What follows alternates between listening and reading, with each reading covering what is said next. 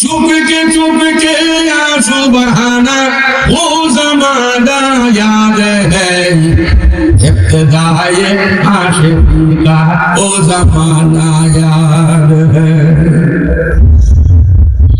দুনিয়ার সব যখন আপনার পর হয়ে যাবে, সম্পত্তিকে মালিকানাধীন হারা হয়ে যাবেন। বাড়ির মালিক ছিলেন, এখন আর আপনি বাড়ির মালিক না। একটা ফায়সালায়, একটা ইশারায় বাড়ির মালিকানা হারা হয়ে যাবেন। আমিত্ব থাকবে না, বরত্ব থাকবে না, বাহাদুরি থাকবে না। কারণে আপনি সব কিছুর থেকে এতিম হইয়া অসহায় হইয়া যাইবেন। সময়টা বেশি দূরে না। ও আমার মা বোনেরা, আমার বরকাবুন এলাকার বাবারা ভাইয়েরা, একটা খবর কয়েকদিনেই পাইলাম।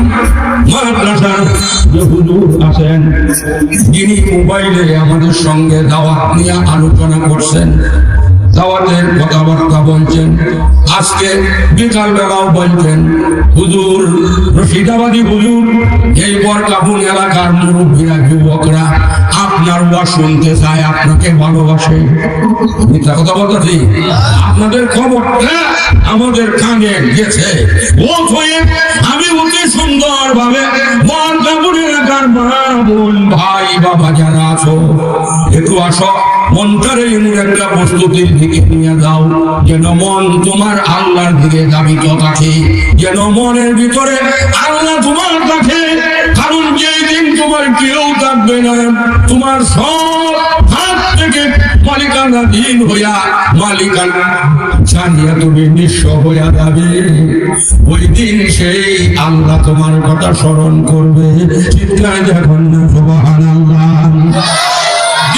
জন্য বেশি লম্বা সময় অপেক্ষা করিও না।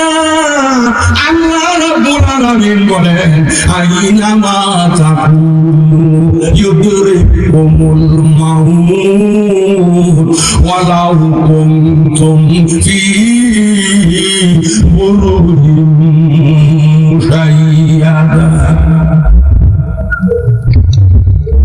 তুমি মরণের হাত থেকে বাঁচার জন্য বিশাল মজবুত আকারে অট্টালিকা বাসাত বানাইয়া কোনো কিছু ঢুকবার সুযোগ নাই, ওইটার ভিতরেও যদি তুমি আত্মগোপন করো, আল্লাহ পাকের নির্ধারিত যে মৌত সময় রাখেন, ওইটা তোমার ওইখানে গিয়া পৌঁছবে।